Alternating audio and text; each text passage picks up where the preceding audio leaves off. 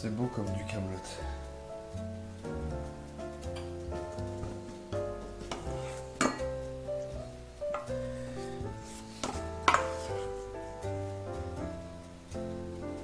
Hop là.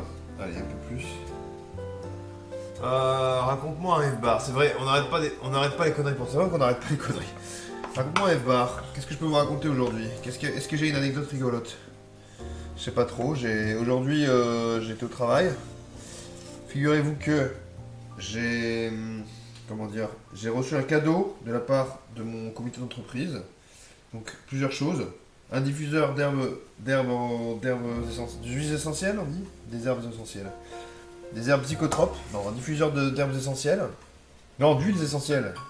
C'est des huiles. Oui, de l'huile. Mais il y avait pénurie d'huile, les amis. Et apparemment, pénurie d'huile essentielle aussi. Parce qu'il a dit, on n'avait plus d'huiles essentielles. C'est-à-dire que non seulement l'huile, dans les magasins, il n'y en a pas, mais il n'y en a pas non plus d'huile dans mes cadeaux du CSE. Donc on va vous dire que c'est la merde. Du coup, j'ai un diffuseur sans truc à diffuser. C'est comme si vous aviez une télé, mais vous ne pouvez pas la brancher. Donc c'est quand même terrible. Cool ça. Ça va, c'est sympa. Ouais, c'est plutôt sympa. Pourquoi tu veux me passer l'adresse de ta coiffeuse STP? Pourquoi tu veux l'inséminer toi aussi? Elle a quitté le métier il y a 3 ans. Non, la coiffeuse est tombée enceinte. Peut-être de moi, peut-être pas de moi. Je sais pas. En tout cas, je sais pas trop comment on fait les bébés, c'est pour ça. Mais si on peut faire un bébé en se faisant toucher les cheveux, c'est peut-être moi. Sinon, je sais pas. Sinon, c'est probablement son mari. Oui. Mais fun fact, jusqu'à 27 ans, j'avais des fausses cartes étudiantes pour avoir des tarifs un peu partout. J'ai une carte IPSA, école d'ingénieur en aérospatiale. Ah oui, carrément. J'ai perdu, du coup, essentiellement psychotrope. Du coup, oui, un diffuseur d'huiles essentiellement psychotrope. Mais il y avait rupture de stock.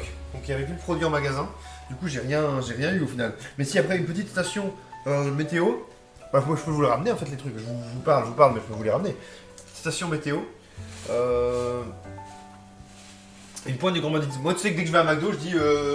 En fait, je vais jamais. Mais les deux dernières fois où j'ai été à McDo en 2 ans, j'ai dit que j'étais étudiant.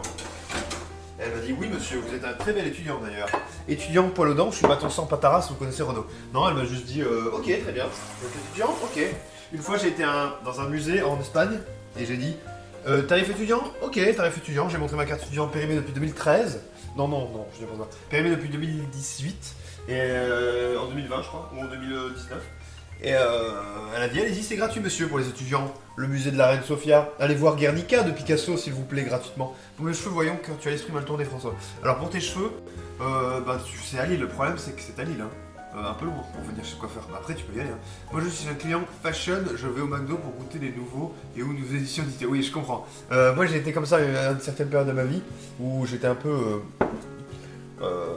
disons, manipulé par la pub, en disant les termes, hein. Tu es manipulé par la pub. Je suis désolé de te dire ça, et je voulais pas te le dire de manière dure comme ça devant tout le monde.